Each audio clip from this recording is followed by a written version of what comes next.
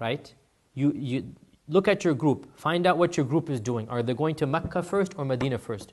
If they're going to Medina first, let me start with there, the easy one. If they're going to Medina first, you don't have to wear ihram in the plane.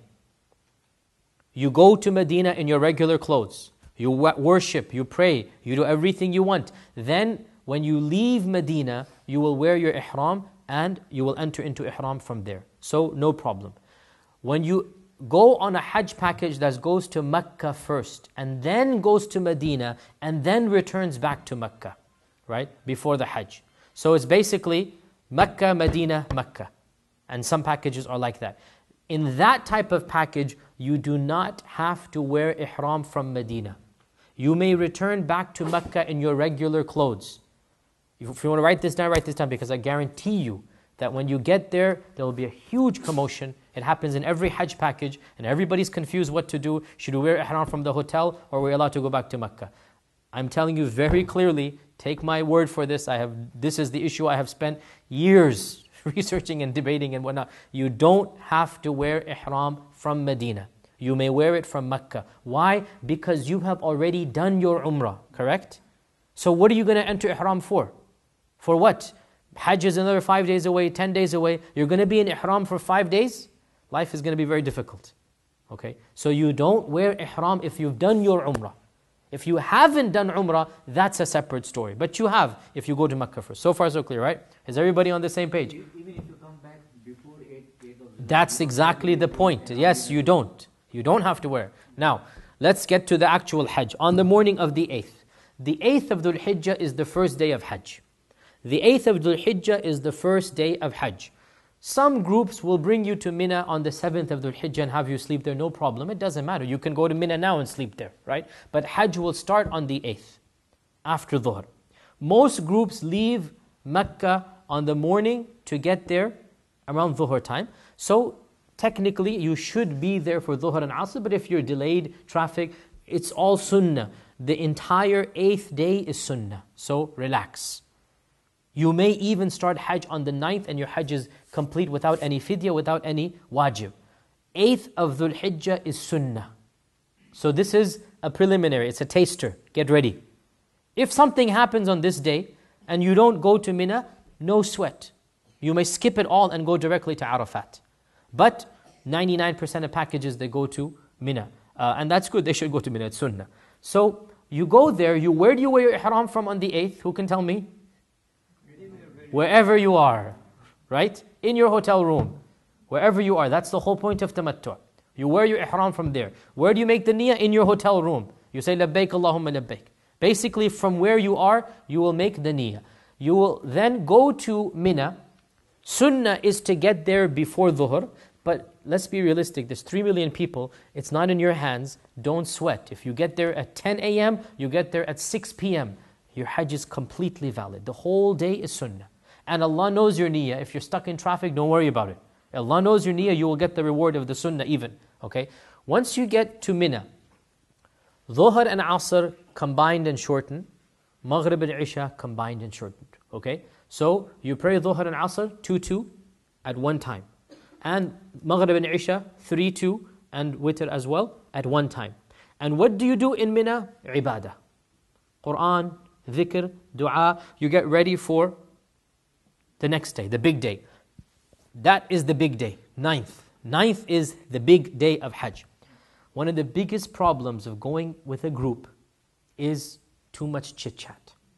Believe me, right now, if you've never been for Hajj, you think, I'm going to go and I'm going to do this and I'm going to do that. Believe you me, when you're surrounded by people of your age and all of you suffering and bad food and this and that, it's so easy to start talking and gossiping and talking about the situation, cracking jokes at the sanitary conditions over there, etc., and hours go by. It's a very big fitna from shaitan that your Hajj is just being wasted away. Even if you're not doing something haram, you're wasting time. That's not why you spent $10,000 these days. How much is Hajj, man?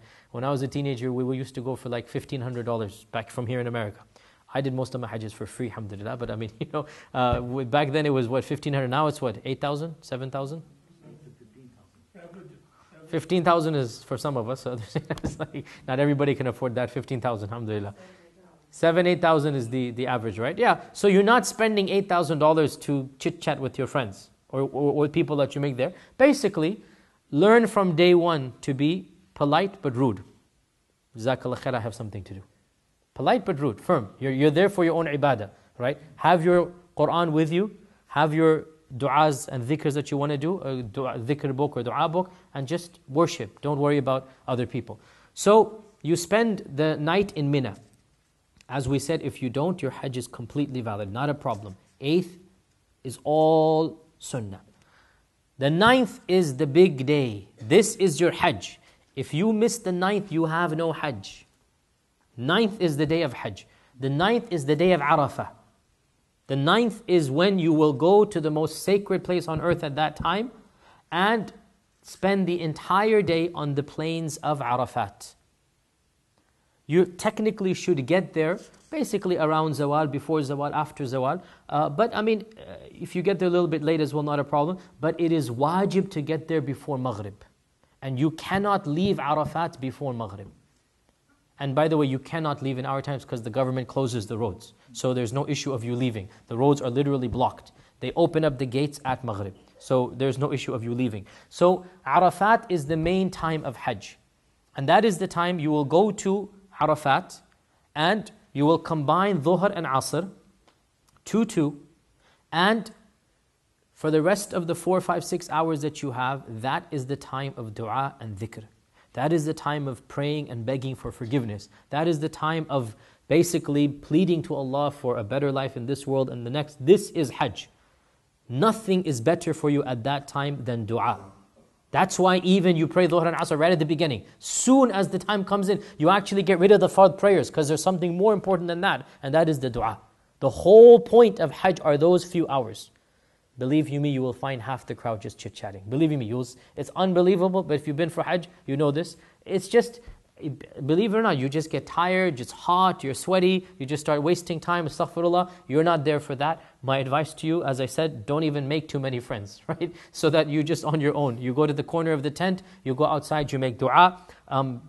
Simple advice as well, drink lots of water. This is a dehydration day, it's a very difficult time. Also, please do not wander from your tents on Arafat. The most difficult time to get lost is the day of Arafat. You don't want to be spending 3 hours finding your camp again. Okay? Before I move on, again, some practical advice. In Mina, make a mental note or a physical note of your tent number. Once you have your tent number, breathe with relief. Now it doesn't matter what happens, in 2 days you'll be back in that tent. Even if you get lost from your group, have at least 50, 100 riyals on you. Every single one of you, men and women, right? If you're going with a child, make sure you have a safety tag with a phone number and an address of the tent on the child's hand.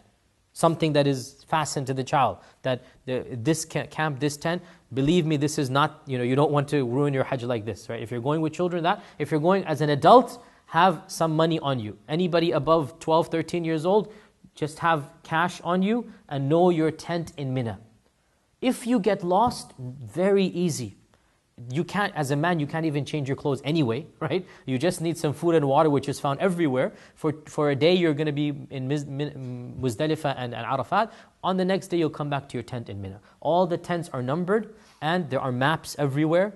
And if you get lost, there are Boy Scouts there. You can find them, the Saudi Boy Scouts, you see them there. And just show them the tent number. They'll direct you in that direction. Very easy. It's all numbered like a grid. It's literally like a grid. It'll say Alif 21 or Ba 63. And that's all you got to memorize. Just memorize that and you'll find it in every tent in Mina. Just look outside and you'll see a pillar somewhere, very high up. Just memorize your tent number because it's that tent that you will come back to and therefore you'll be back with your group. In Arafat, there is no numbering system because it's one day. So that's why don't get lost in Arafat. Arafat is the day of ibadah, of dua, of dhikr. This is when you raise your hands to Allah, you beg, you plead, you cry, especially right before Maghrib. That's the main time when Allah subhanahu wa ta'ala Himself comes down and Allah Azza wa Jal asks the angels, do you not see? He's boasting. Yubahi bikum, the Prophet said, he's boasting that these are my servants that have come to me and I will give them everything they want and I have forgiven all of them. So this is the time of dua and dhikr. This is the time where you open up your heart to Allah subhanahu wa ta'ala and pray for everyone, for your friends, your relatives, for those who have taught you the Fiqh of Hajj. This is the time that you pray for them. Basically, you open up your heart and you make dua for all of your friends, family, yourself, your children, and this is the time of acceptance of dua. When the sun sets, now you may relax a little bit, go sit in the bus for 5 hours because you're not going to go anywhere if you're going in a bus. If you've been Hajj, you know what I'm talking about. This is the time when you just have to wait for the main ibadah is done. You may take a little bit of a breathing sigh of relief. Point of advice, if you're young and healthy, walk it. Wallahi, you'll enjoy it more and you'll have a better experience. Take a sleeping bag, take some basic items on your backpack. You know your tent in Mina, right? You know your tent in Mina. Walk it. You will enjoy your Hajj infinitely more, right? On the 9th now, after... How far is the walk? An hour and a half, 2 hours. And the beauty of this walk, it is the best walk that I've ever done in my life. Why? Because the Muslims are just around you, talbiyah, just the spirit of Islam. I mean, this is really, it's a humbling sight. Also, you breathe fresh air because the path of walking is miles away from the road. One of the things that I dread about those days is the smog. Makes me sick. I cannot stand that smog. You're sitting in the bus and you're surrounded by thousands of